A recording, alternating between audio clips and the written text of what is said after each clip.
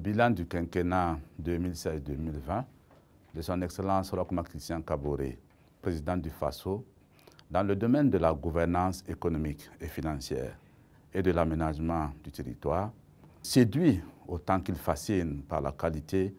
de nombreuses réalisations et leur impact sur la transformation structurelle de l'économie burkinabé au profit du bien-être des populations. Ces réalisations sont visibles dans le domaine de la planification du développement, de la mobilisation des ressources ainsi que de la gestion budgétaire et comptable.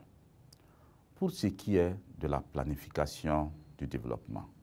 je voudrais citer l'adoption du Plan national de développement économique et social, PNDS, l'organisation avec grand succès de la conférence des partenaires du Burkina Faso pour le financement du PNDS, la mise en œuvre du programme Burkina Startup avec le financement à ce jour de 82 projets pour un montant cumulé de 2,75 milliards de francs CFA, l'adoption d'une nouvelle réglementation générale des projets et programmes,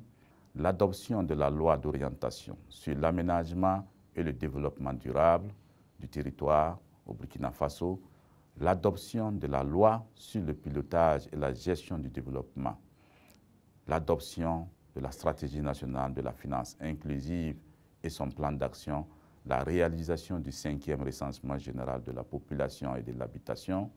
la mise en œuvre du programme d'appui au développement des économies locales PADEL, la mise en œuvre du programme d'urgence pour le Sahel au Burkina Faso, PUS-BF, s'agissant de la mobilisation des ressources. Les différentes réformes entreprises ont permis de recouvrer en moyenne par année 1 500 milliards de francs CFA de ressources propres sur la période 2016-2019. Au niveau des ressources extérieures, entre 2016 et juin 2020, nous avons mobilisé au total 523 milliards de francs CFA au titre des appuis budgétaires et 860 milliards de francs CFA au titre des appuis projets.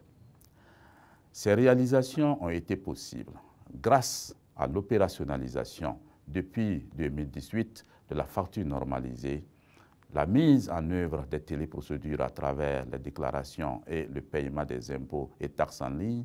l'élargissement de l'assiette fiscale, l'interconnexion du système informatique douanier du Burkina Faso avec ceux du Togo et de la Côte d'Ivoire, la mise en service du système de liaison virtuelle pour les opérations d'importation et d'exportation Sylvie,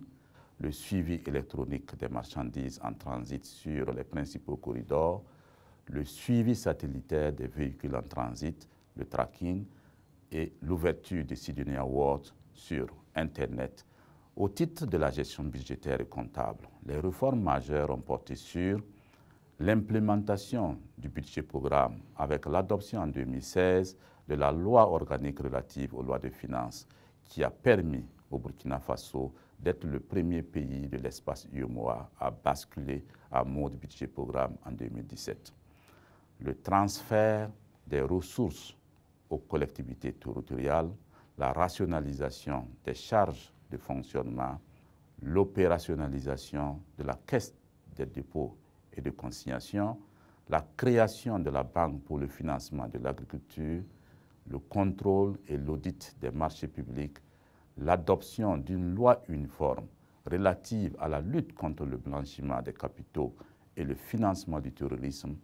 l'élaboration et la publication des rapports sur l'initiative pour la transparence dans les industries extractives, ITIE,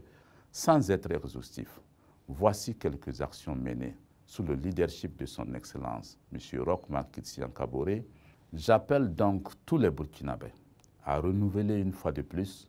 leur confiance en votant le candidat Roch Marc Christian Kaboré le 22 novembre 2020.